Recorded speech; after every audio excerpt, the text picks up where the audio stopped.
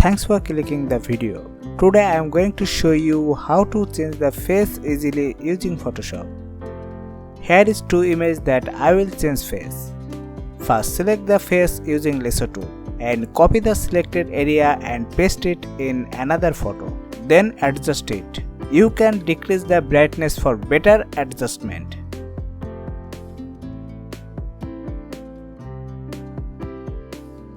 Then click select, modify and select contrast selection and put value 6. Then click background and press delete to delete the selected area from background. Now press Ctrl to select two layers. And now last step.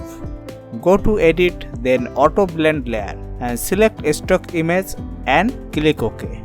Boom! Hope you will subscribe and share. Thank you.